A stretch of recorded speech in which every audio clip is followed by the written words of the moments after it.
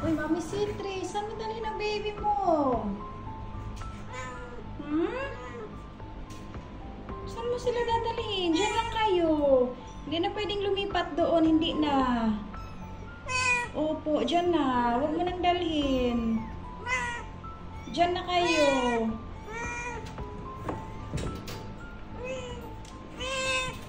Na-stress ikaw? Oo. Na-stress ikaw sa paglipat ninyo?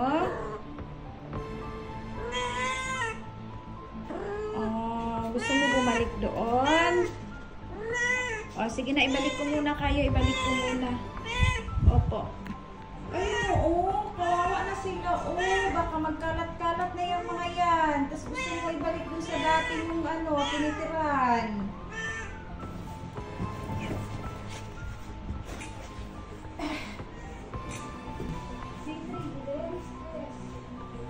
Oh, bantayan mo doon. So yan, binalik ko na sila sa dati nilang pwesto. Ay, klaro. Oy! Oh, na-stress siya mga kamuma. Kaya hindi pa pala pwedeng ilipat yung mga babies niya. Kaya ayan.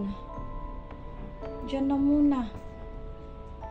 O, sige na lang. Kung ano yung kagustuhan mo kaysa ma-stress ka. Apa, please don't remove baby Citri, baby. Now, she looks so stressed. So now, she calm down. Oh. Sorry, strikta ang mami nyo. Ayaw niya kayong makihalubilo sa iba. Ganyan niya kayo kamahal. Oh, lakihan nyo na muna konti yung katawan nyo.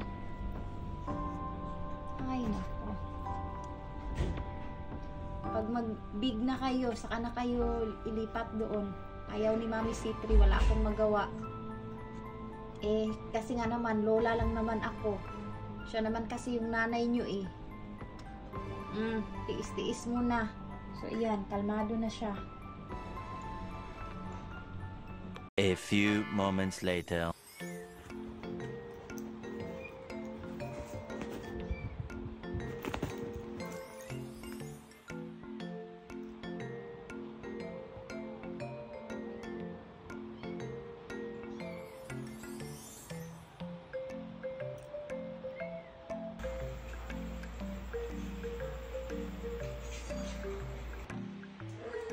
Patulog na ang barako.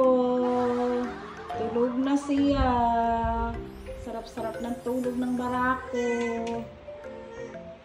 Ay, Tita Myong. Wapa-wapa, Tita Myong. Kuya Siwan and Kuya Mochi. Ay, Uncle Mochi. Pala kay Uncle naman si Mochi. Huwag mo inisturbuhin yung natutulog, Mochi. Ay, nako. Balo na ay natulog, imo man in taong gidisturbo.